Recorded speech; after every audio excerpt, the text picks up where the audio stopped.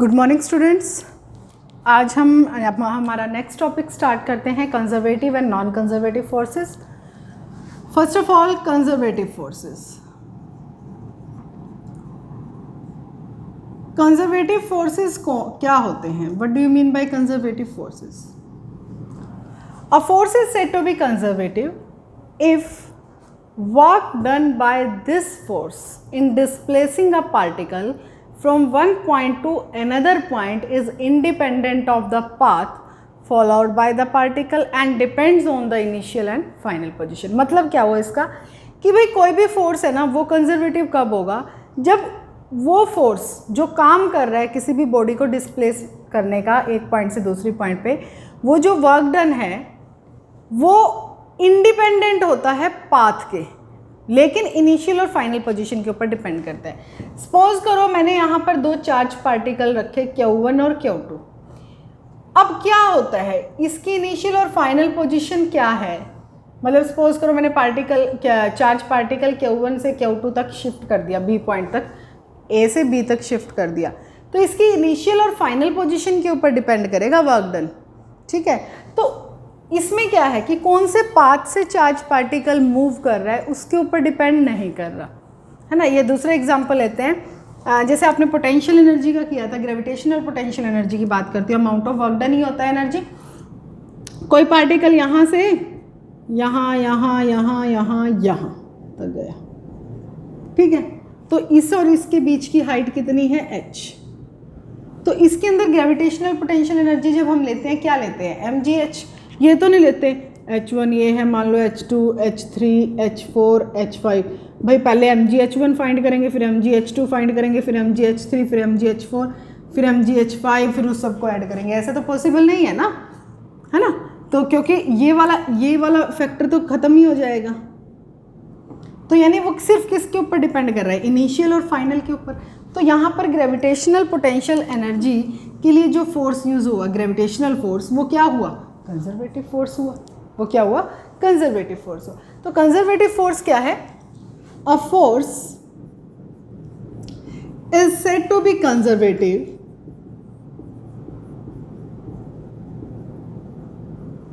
if work done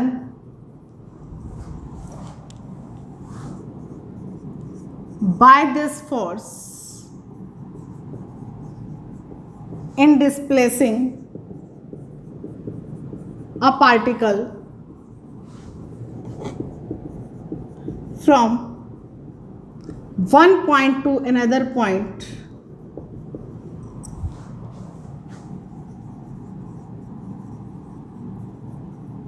as independent to the path followed by it and depends upon the end points भी लिख सकते हो, upon the initial and final position। उसको हम क्या बोलते हैं? Conservative forces. ठीक है, अब अगर बात आती है एग्जांपल्स की, अभी मैंने दिया है ग्रेविटेशनल फोर्स क्या है, कंजर्वेटिव फोर्स है। इसी तरीके से आप लोग इलेक्ट्रोस्टैटिक फोर्स कूलम्स लॉ में हमने पढ़ा था, इलेक्ट्रोस्टैटिक फोर्स वो भी क्या है? कंजर्वेटिव फोर्सेस है, क्योंकि वहाँ पर क्या है, जो फोर्स काम करेगा वो वर्क डन इनिशियल और फाइनल पोजीशन के ऊपर डिपेंड करेगी, ना कि पाथ के ऊपर। दूसरा एग्जांपल ले सकते हो आप, elastic force of a spring. ठीक है, तो एग्जांपल इसके अगर पूछा जाए तो आप क्या लिख सकते हो? इसके एग्जांपल लिख सकते हो ग्रेविटेशनल फोर्स, इलेक्ट्रोस्टैटिक फोर्स,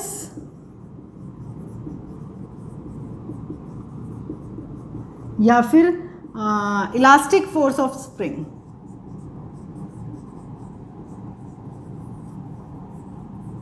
ठीक है, अब बात आती है नॉन कंजर्वेटिव फोर्सेस की। इसके अगला, a force is said to be non conservative if work done by this force in displacing a particle from one point to another point depends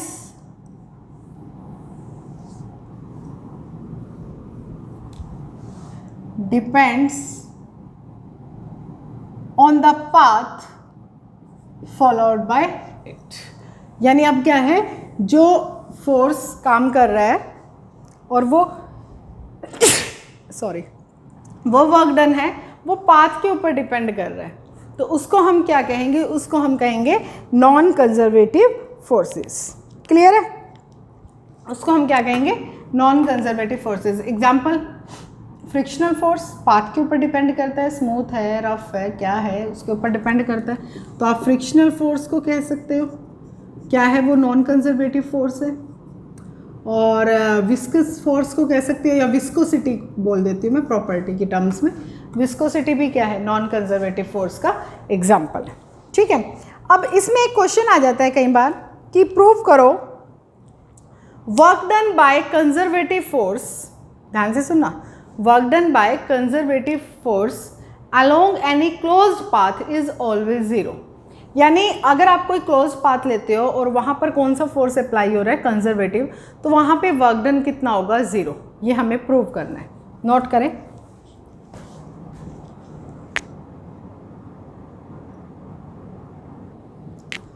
हमारे पास क्वेश्चन है, prove that work done by conservative force in moving a particle from one point two another point along a closed path is zero.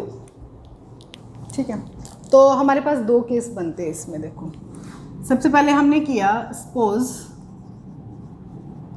A conservative force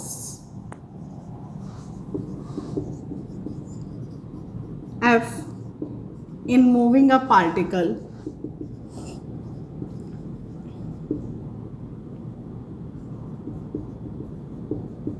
from A to B along path 1 and 2 is, हमने ऐसे मान के चले,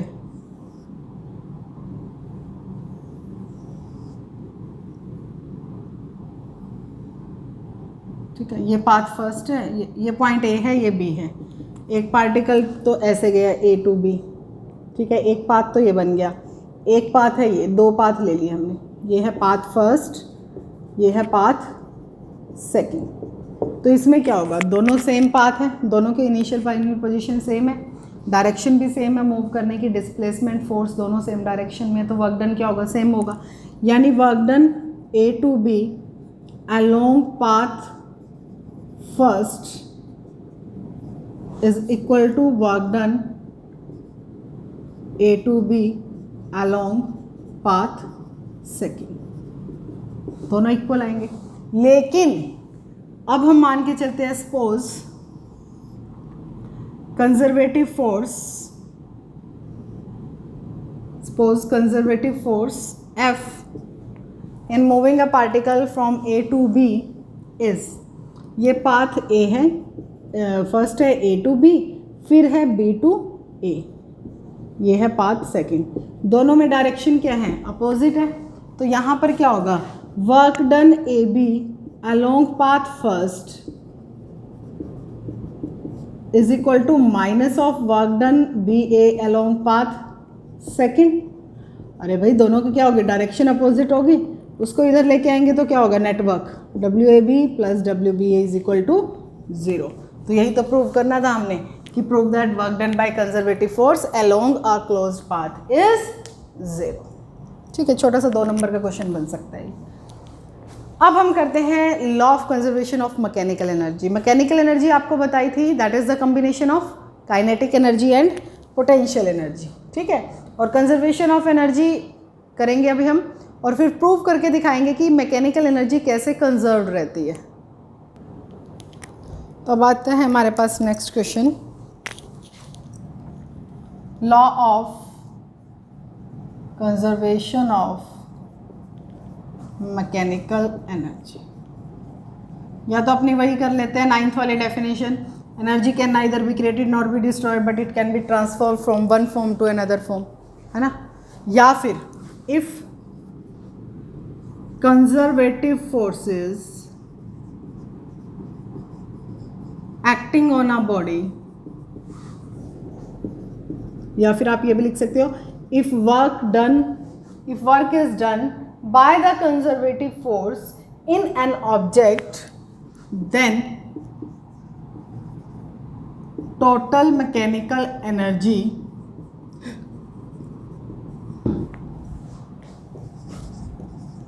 of body remains constant.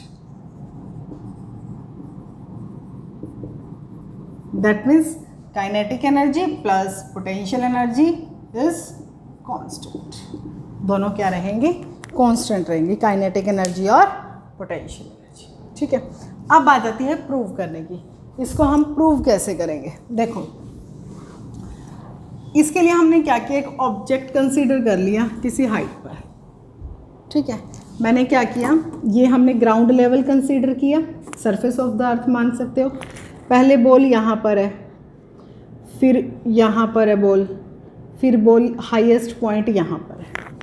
3 case ले ली. देखो मैंने क्या कहा, मैकेनिकल एनर्जी कंजर्व रहती है, यानी kinetic energy plus potential energy क्या है, कांस्टेंट है, ये बोला है. तो हमें क्या कैलकुलेट करना है, हमें यही तो कैलकुलेट करना है. तो हम 3 केस ले लेते हैं, हाईएस्ट पॉइंट पर, ग्राउंड लेवल पर और बीच में कहीं. हम इन तीनों पर क्या करते हैं, मैकेनिकल एनर्जी कैलकुलेट करते हैं, यानी काइनेटिक प्लस पोटेंशियल.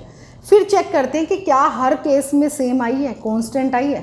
ठीक है, तो मैंने क्या किया, बॉल कंसीडर की 3 केस कंसीडर किए, हाईएस्ट पॉइंट पर, बीच में और at the surface of earth. Mass है इस बॉल का या बॉडी का m, टोटल हाइट है ये h. ठीक है, अब याद करो सेकंड यूनिट में हमने पढ़ा था हाईएस्ट पॉइंट पे वेलोसिटी कितनी होती है, 0. हाईएस्ट पॉइंट पे वेलोसिटी कितनी होगी, 0. क्लियर? करें स्टार्ट. चलो जी, देखो सबसे पहले हम लेते हैं सबसे पहले यही लिख लेना, let us consider an object of mass m at a height h. To prove the mechanical energy constant, consider 3 points, point A, B and C, where we have to calculate mechanical energy. Let the body cover distance x from point A to B. Then ये कितनी बन जाएगी, h minus x. ठीक है, चलो first of all at point A, kinetic energy of the body. Kinetic energy का क्या formula बताया था, हाफ mv². हाईएस्ट पॉइंट पे मैंने कहा वेलोसिटी क्या होती है, 0, तो ये कितनी हो जाएगी, 0, because at highest point v is 0. ठीक है, now potential energy of body,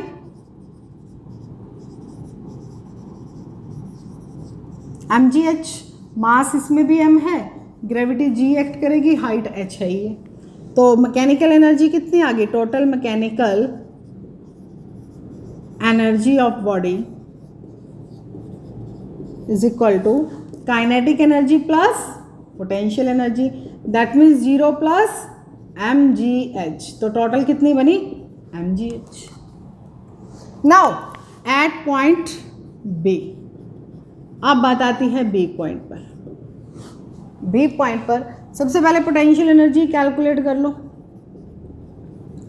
potential energy कितनी होगी बॉडी की, कितनी हाइट पर है B point, h minus x. तो कितनी बनी, mgh माइनस एक्स. अब हमें क्या फाइंड करना है, काइनेटिक एनर्जी. अरे भाई काइनेटिक एनर्जी क्या होती है, हाफ mv². बट v तो हमें नहीं पता. यहाँ पर हाईएस्ट पॉइंट पर वेलोसिटी है 0, उसके बाद वेलोसिटी जब वो नीचे आएगा वेलोसिटी बढ़ती जा रही है, तो कितनी वेलोसिटी के साथ यहाँ पर इसकी कितनी वेलोसिटी है, तो कैलकुलेट करना पड़ेगा. कोई बात नहीं, हमने सेकंड यूनिट में इक्वेशंस पढ़ी थी, 3 इक्वेशन ऑफ मोशन, जिसमें थर्ड इक्वेशन ऑफ मोशन क्या थी, v² minus u² is equal to 2as. तो using third equation of motion क्या बनेगी, third equation v² minus u² is equal to 2as. v calculate करना है, यहाँ पे इनिशियल तो ये बनेगी ना, यहाँ a से b के आया, a से b की तरफ बॉडी आई है, एक पर वेलोसिटी क्या है, इनिशियल, ये फाइनल बनेगी. इनिशियल कितनी है, 0, फाइनल कितनी है, v. कितनी डिस्टेंस कवर की, x. 0 is equal to 2gx. g क्यों, क्योंकि फ्री फॉल का केस है. एक्सेलेरेशन ड्यू टू ग्रेविटी लेंगे हम, तो हमारे पास v² कितना आ गया 2gx। ठीक है, ये आ गया हमारे पास। तो अब निकालो इसमें काइनेटिक एनर्जी, क्या बनेगी, हाफ एम वी स्क्वेयर कहा था, हाफ एम वी स्क्वेयर कितना आया 2gx, 2 कैंसिल, क्या बन गया mgx। तो टोटल मैकेनिकल एनर्जी कितनी बनी हमारे पास,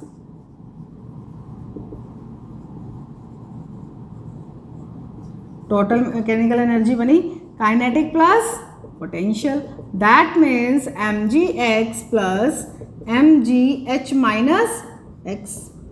ओपन करेंगे mgh माइनस mgx कैंसिल, तो कितनी आई mgh। तो बी पॉइंट पर भी हमारे पास कितनी एनर्जी आई mgh। देखो दोबारा से बता रही हूँ, हमने पॉइंट ए पे पहले कैलकुलेट की, ए पर जब कैलकुलेट की हाईएस्ट पॉइंट पे वेलोसिटी 0 है तो काइनेटिक एनर्जी 0 हुई, potential energy mgh।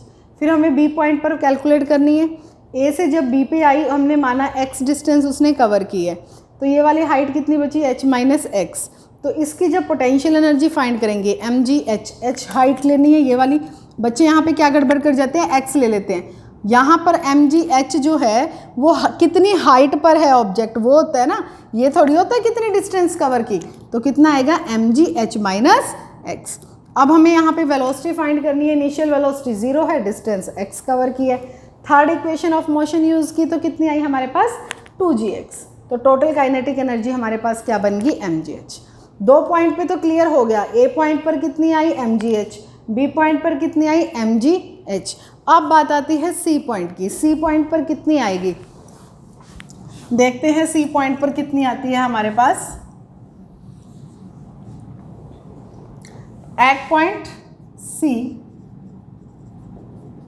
C point surface of earth पर है, तो हाइट कितनी है 0, तो पोटेंशियल एनर्जी कितनी हुई बॉडी की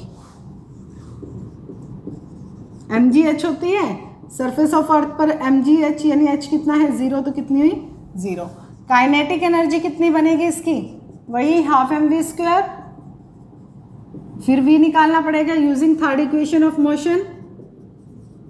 कौन सा लोगे path, from A to C, क्योंकि हमें ए पे पता है वेलोसिटी 0 है, A to C, initial velocity 0, final निकालनी है, कितनी डिस्टेंस कवर की है ए टू सी h, तो क्या बनेगा v² minus 0 is equal to 2gh। तो v² कितना आ गया 2gh। तो काइनेटिक एनर्जी हमारे पास क्या बनी, हाफ m 2gh, 2 कैंसिल, तो कितना बना mgh। हमें क्या कैलकुलेट करना है, total mechanical energy. Total mechanical energy क्या होगी, काइनेटिक प्लस पोटेंशियल, यानी mgh प्लस 0 यानी mgh।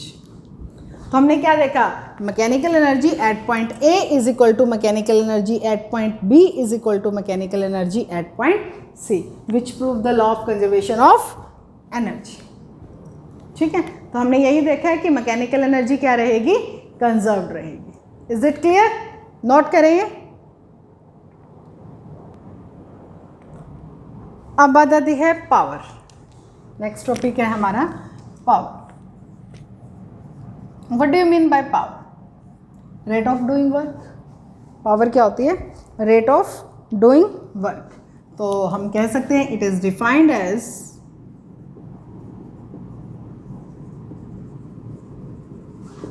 Rate of work. P से डिनोट करते हैं, क्या होगी dW/dt या W/T लगा सकते हो आप, वर्क बाय टाइम, सीधा भी लिख सकते हो। कभी सोचो मैडम ने D क्यों लिखा है, चलो बाद में कर लेंगे, एवरेज पावर निकाल लेते हैं। Work by time, work scalar quantity है, टाइम स्केलर क्वांटिटी है, तो पावर क्या होगी, स्केलर क्वांटिटी होगी। डायमेंशन वर्क की कितनी होती है, m1L2T माइनस 2, T ऊपर चला जाएगा तो क्या बनेगी m1L2T माइनस 3। इसकी यूनिट क्या होगी 1 वॉट। किसके इक्वल होता है ये 1 जूल पर सेकेंड। इसकी बिगर यूनिट भी होती है 1 किलोवाट, जो कि 1000 वाट की इक्वल होती है, और एक होता है 1 हॉर्स पावर जो 746 वाट की इक्वल होती है। ठीक है, एक होता है हमारे पास इंस्टेंटेनियस पावर, इंस्टेंटेनियस पावर। देखो जो कोई भी पावर है वो हमेशा कांस्टेंट तो नहीं रहेगी किसी पर्टिकुलर इंटरवल ऑफ टाइम के, सॉरी ज़्यादा इंटरवल ऑफ टाइम के लिए देखें अगर हम, वो क्या होगी, चेंज होती रहेगी। तो आप इंस्टेंटेनियस पावर को क्या कह सकते हो, it is defined as the limiting value, ध्यान से सुनना क्या कहे, it is defined as the limiting value of average power as the time interval approaches to zero, क्योंकि टाइम इंटरवल क्या है, कम है।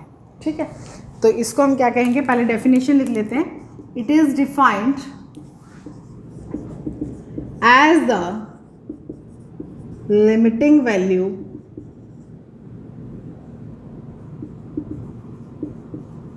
Of average power as time interval approaches to zero.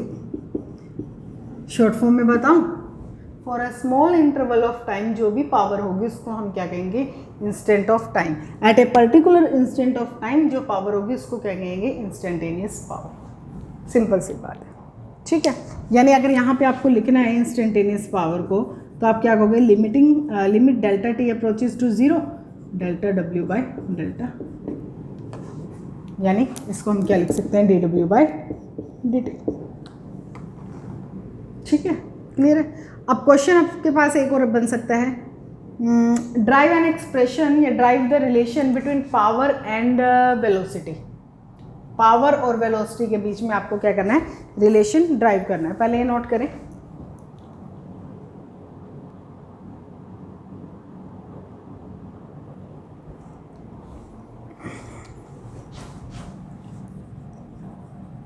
relation between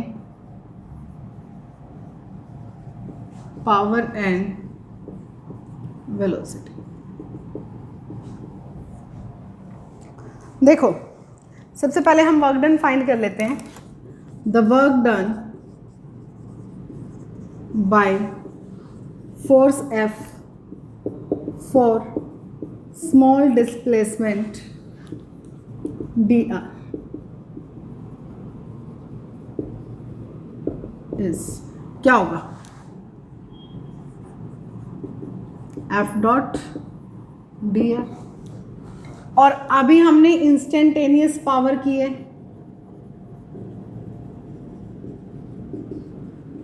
क्या थी, डी डब्ल्यू by d T.